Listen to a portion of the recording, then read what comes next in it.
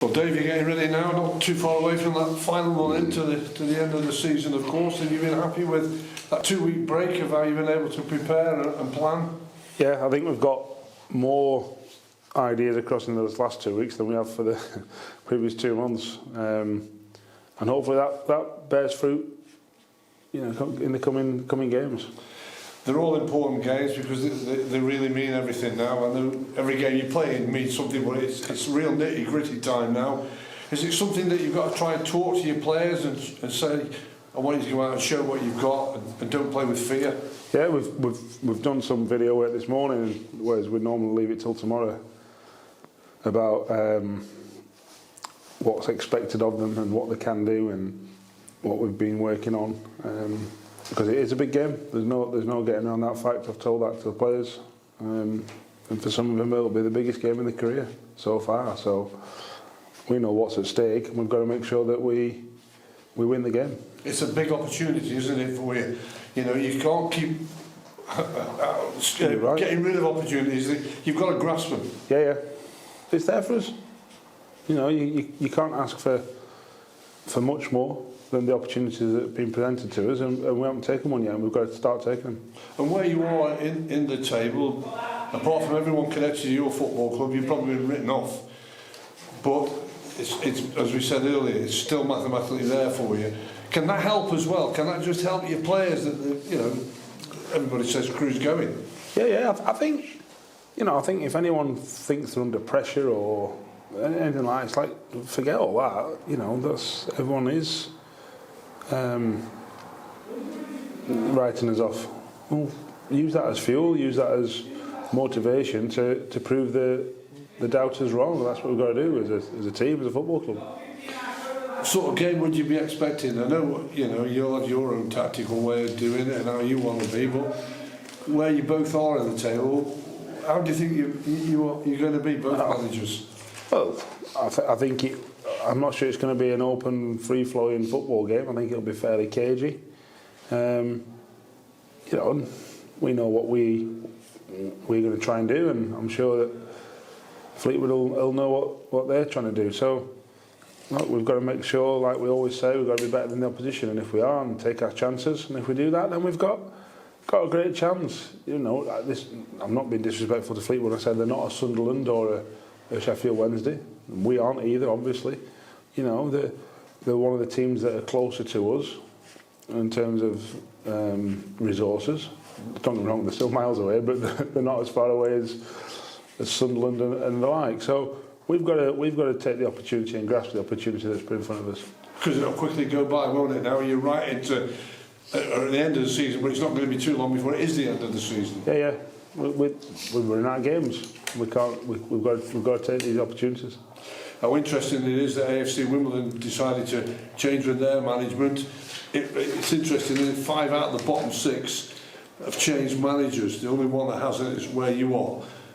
And there's only one club which has gone upwards, has been Gillingham. You've got a real support, and you know that board of directors. You couldn't have asked for anything better than what's been given to you. No. I think, you know, I'd like to think that what I've achieved over the last 4.5 years has been sort of repaid now, if you like. I've said it before. If I thought I was in danger of being relieved of my duties, I wouldn't have agreed to sell 6 players last year. I'd have said no, we can't do that. You know, but I didn't do that because it's for the betterment of this football club.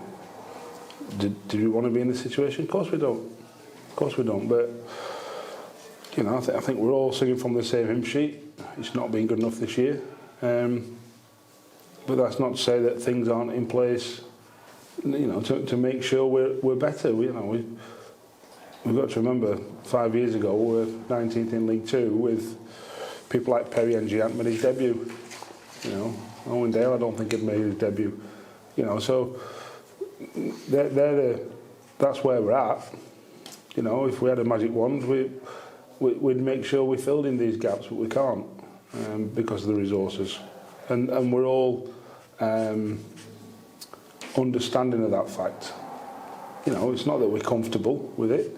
We know where we are, and we've got to make sure that going forward these bumps in the road happen less.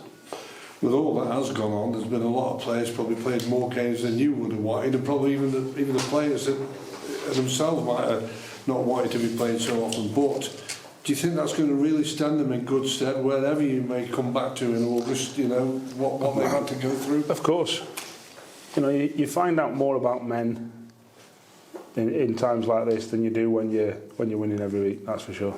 You know, seeing Conor O'Riordan and Luke Offord, Zach, for example, Billy. You know, they've come to the fore. They are grasping their opportunities. You know, I'm sure that, in fact, I know that there's been times where their performance hasn't been good enough, but that's not because they're not trying. That's not because that's just where they are in their development. So come August or next March.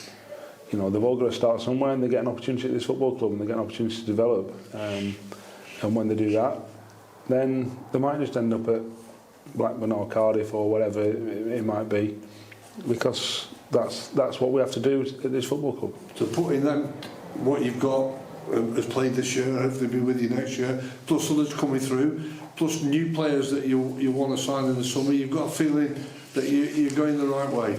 Yeah. You can't have. There was no football club last summer sold as many players as us. There was only Sheffield Wednesday that sold the same amount, and I think that's because they had a huge squad and probably had to for financial reasons. There's no other club, you know, in the EFL, and when that happens to us, that's